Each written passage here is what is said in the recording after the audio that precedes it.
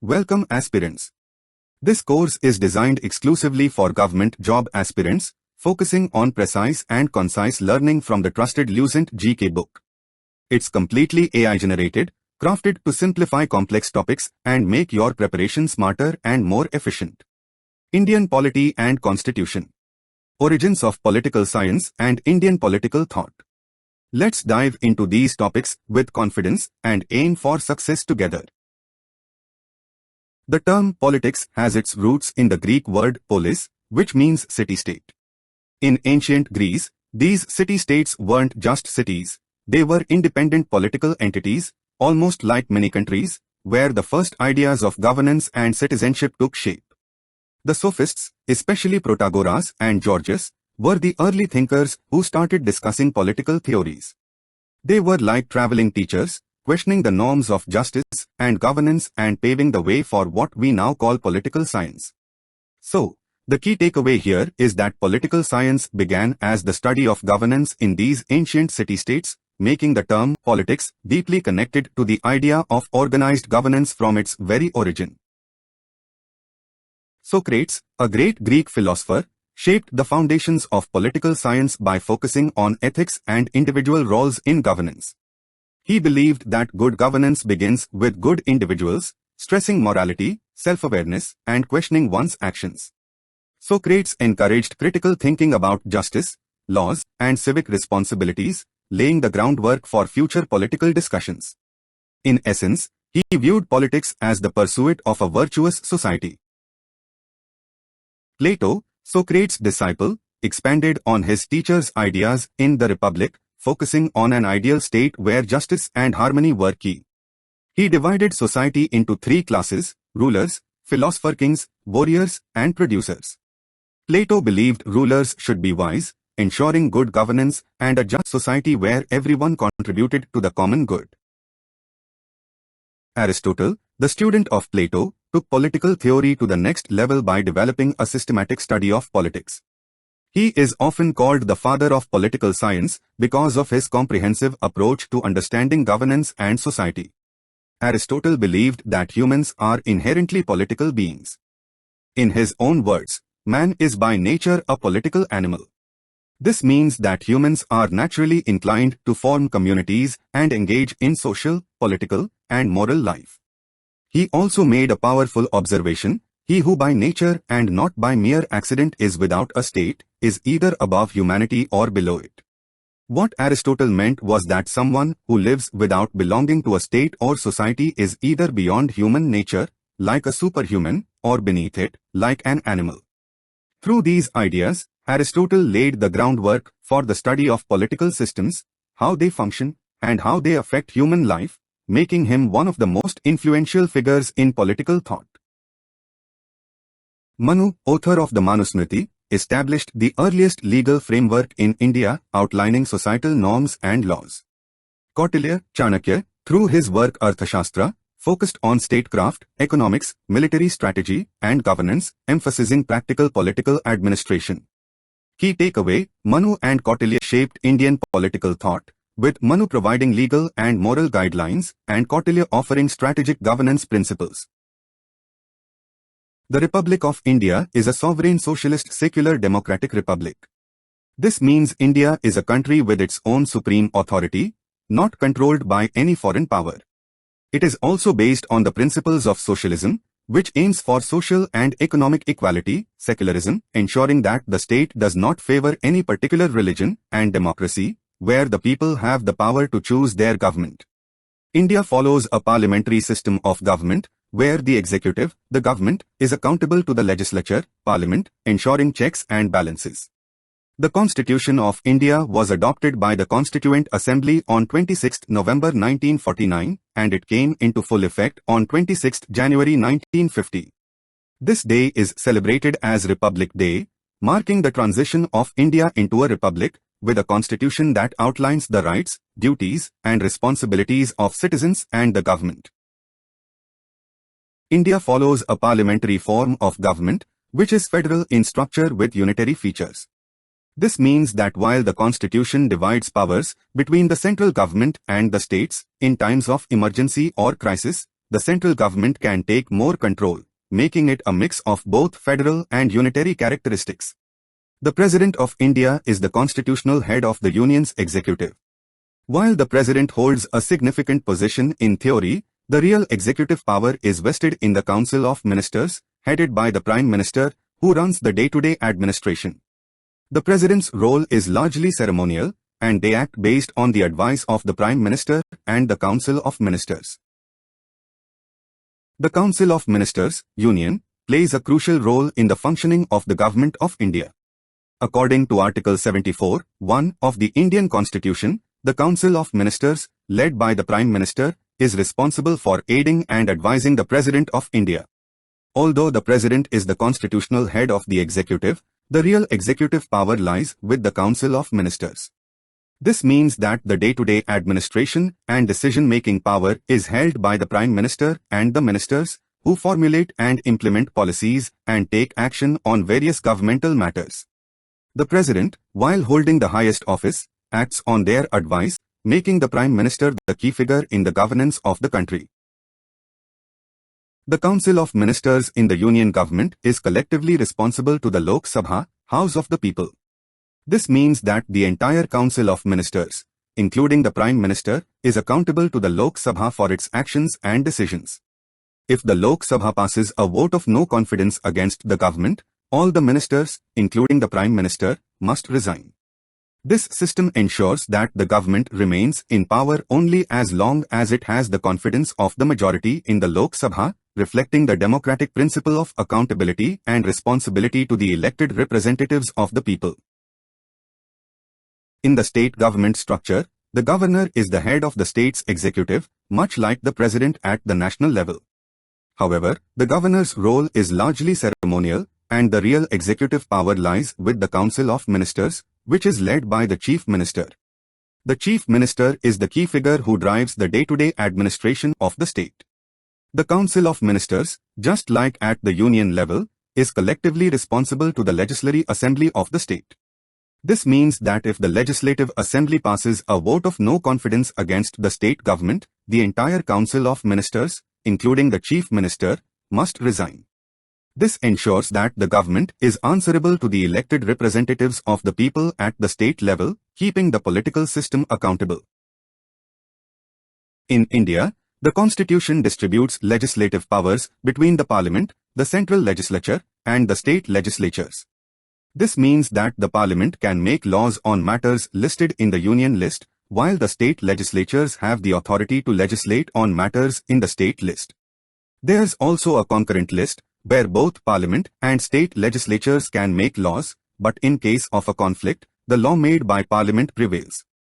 Additionally, the residual powers, that is, the power to legislate on matters not mentioned in any of the lists, are vested in Parliament. This ensures that Parliament has the authority to make laws on issues that might arise in the future and aren't specifically covered by the Constitution. In India, Parliament has the power to amend the Constitution. This means that if there is a need to change or update any part of the Constitution, the process begins in Parliament. However, this power is not unlimited. The amendment process requires the approval of both houses of Parliament, the Lok Sabha, House of the People, and the Rajya Sabha, Council of States. Some amendments require a special majority, a two-thirds majority of members present and voting, and in certain cases, amendments may also need the approval of a majority of state legislatures. The Constitution is designed to be flexible, allowing changes over time to meet the evolving needs of the country, while ensuring that fundamental principles remain intact. Some of the key constitutional provisions that ensure the proper functioning of the Indian government include independence of judiciary. The judiciary in India is independent, meaning it functions without interference from the executive or legislature. This ensures that justice is delivered impartially and the rule of law is upheld. Controller and Auditor General. CAG. The CAG is responsible for auditing and reporting on the financial operations of the government, ensuring that taxpayers' money is used efficiently and effectively. This independent body helps maintain transparency and accountability in public finances. Public Service Commissions. The Constitution provides for the establishment of public service commissions at both the union and state levels. These bodies are responsible for conducting exams, recruitment, and making appointments to various civil services, ensuring merit-based selection for government positions. Chief Election Commission. The Election Commission of India is responsible for conducting free and fair elections at both the union and state levels. The Chief Election Commissioner oversees the election process, ensuring that elections are held transparently and impartially. These provisions are designed to maintain fairness, accountability, and transparency in the functioning of the government and its institutions. Here are some key details about the Republic of India, Bharat Ganrajya. Country name, Republic of India, Bharat Ganrajya. Government type, Sovereign Socialist Secular Democratic Republic. This means India is an independent country with a government focused on social and economic equality, without favoring any particular religion, and where the people have the power to elect their leaders.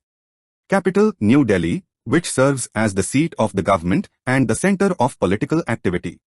Administrative divisions. India is divided into 28 states and 8 union territories, each with its own government and administrative framework, except for union territories, which are directly governed by the central government. These facts help define India's political structure and how the country is organized. India gained its independence from British rule on 15 August 1947, a day that is celebrated as Independence Day every year. This marked the end of over 200 years of British colonial rule and the beginning of India's journey as a free nation. The Constitution of India was enacted on 26 January 1950, making India a republic with its own set of laws and governance systems. This day, Republic Day, is celebrated to honor the adoption of the Constitution and the establishment of India as a sovereign democratic republic. The legal system of India is built on the foundation of the Constitution of India, which serves as the fountain source of all laws in the country. The Constitution outlines the rights, duties, and responsibilities of citizens, as well as the structure and functions of the government. It not only defines the framework of governance, but also guarantees fundamental rights to every citizen, ensuring justice, equality, and liberty. All other laws in India are derived from the principles and provisions set out in the Constitution, making it the ultimate source of legal authority. In the executive branch of India, the head of state is the President of India. The President is the ceremonial figurehead of the country and is the constitutional head of the executive, but their powers are exercised on the advice of the Prime Minister and the Council of Ministers. The head of government is the Prime Minister. The Prime Minister is the leader of the government and holds real executive power, making decisions on national policies and governance. They are the most powerful political figure in the country. The Council of Ministers, led by the Prime Minister, supports the government and forms the Cabinet Ministry. This group of ministers is responsible for running the various ministries and departments, creating laws, and ensuring that the policies of the government are implemented effectively. The Council of Ministers is accountable to the Lok Sabha, House of the People. In the legislative branch of India, the parliament is bicameral, meaning it has two houses. Lok Sabha, House of the People. This is the lower house of parliament, directly elected by the people of India. Members of the Lok Sabha represent constituencies across the country and are elected every 5 years. The Lok Sabha is responsible for making laws, debating national issues, and overseeing the government's work. Rajya Sabha, Council of States. This is the upper house of parliament. Unlike the Lok Sabha, members of the Rajya Sabha are not directly elected by the public but are elected by the members of state legislative assemblies and union territories. It represents the states and union territories of India, ensuring their interests are considered in national decision-making. Both houses work together to make and amend laws, debate national policies, and hold the executive accountable. In the judicial branch of India, the Supreme Court of India is the apex body. It is the highest court of appeal and has the authority to interpret the Constitution, hear important cases, and safeguard the fundamental rights of citizens. Below the Supreme Court are the high courts, which are present at the state level. Each state, or group of states, has its own high court that deals with cases at the state level and can hear appeals from subordinate courts. The subordinate courts are the lower courts, including district courts, civil courts, and criminal courts, which handle the bulk of legal cases in India. These courts have a more localized jurisdiction, dealing with routine cases such as criminal, civil, and family matters. Together, these courts form a hierarchical system that ensures justice is delivered at all levels of the country. The national flag of India is a horizontal tricolor with the following design. The top band is saffron, symbolizing courage and sacrifice. The middle band is white, representing truth and peace. The bottom band is green, symbolizing faith, fertility, and the land. In the center of the white band is the Ashoka Chakra, a navy blue wheel with 24 spokes. This wheel represents the Dharma Chakra, wheel of law, and signifies motion, progress, and the eternal cycle of life.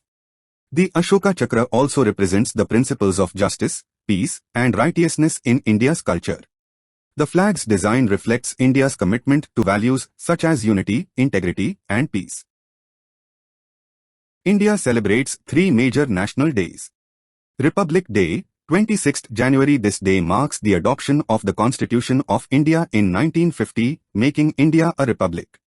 The day is celebrated with a grand parade in New Delhi, showcasing India's diversity, cultural heritage, and military strength. Independence Day, 15th August. India gained independence from British rule on this day in 1947. It is celebrated with patriotic fervor, with the Prime Minister hoisting the national flag at the Red Fort in Delhi, followed by speeches and cultural events across the country. Gandhi Jayanti, 2nd October. This day honors the birth of Mahatma Gandhi, the father of the nation, who played a pivotal role in India's struggle for independence. It is observed with prayer meetings, remembrance services, and activities promoting peace and non-violence. These national days are significant reminders of India's freedom, democracy, and the values that shape its nationhood. The Constitution of India is the foundational law of the country. It holds immense significance as it establishes the fundamental principles of governance, laying the groundwork for how the country is run, defines the framework and functions of the different organs of government like the legislature, executive, and judiciary, dictates the interaction between the government and citizens, guaranteeing rights and setting duties for both. India has an elaborate written constitution that was enacted by a constituent assembly. It is one of the longest and most detailed constitutions in the world, carefully crafted to serve the diverse needs of the nation. If we move to the picture of Prem Bihari and Dr. Rajendra Prasad unveiling the written constitution, it holds historical importance. On 26 January 1950, the constitution came into effect, marking India's transition to a republic. This momentous event symbolized the birth of India's democratic governance system. Thank you for listening to the lecture. I hope you found it informative. We will meet again in the next video, where we'll dive into the evolution of the Indian Constitution. Stay tuned and keep learning.